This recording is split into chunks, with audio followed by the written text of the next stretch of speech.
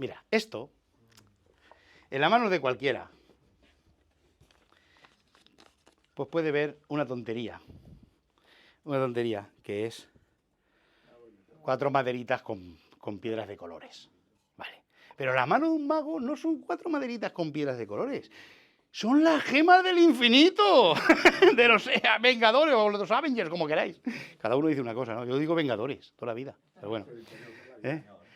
Entonces, claro, son las gemas del infinito. Yo he creado, me he dado cuenta de que cualquier persona no puede poseer las gemas del infinito. No porque no las pueda coger, que sí, sino porque te das cuenta de cuál la ha cogido. Es como que si no eres realmente merecedor de ella, enseguida nos damos cuenta de la que coges. ¿Está claro o no? ¿Es así? Es así. Entonces, mira. Tú mismo, por favor, acércate. Quiero que hagas lo siguiente. Te voy a decir lo que tienes que hacer. Quiero que las mires atentamente. Yo ahora me giraré, ¿vale? Ponte aquí, en un ladito, para que lo vean todos, ¿vale? Tú míralas atentamente. ¿Vale?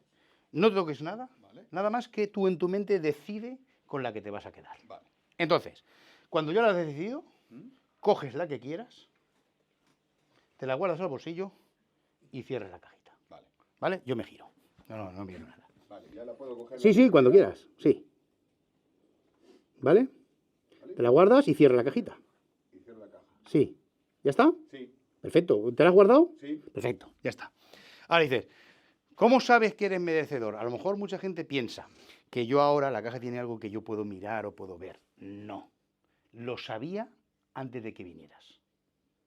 ¿Te lo puedes creer? Esto se lo cree. Porque mira, en este cajoncito de aquí hay un cajoncito aquí abajo. Pero no. Yo he dejado una cosa, más que nada para probar que yo sabía que tú te ibas a quedar con la azul. ¿Es así o no? Efectivamente. ¿Eh?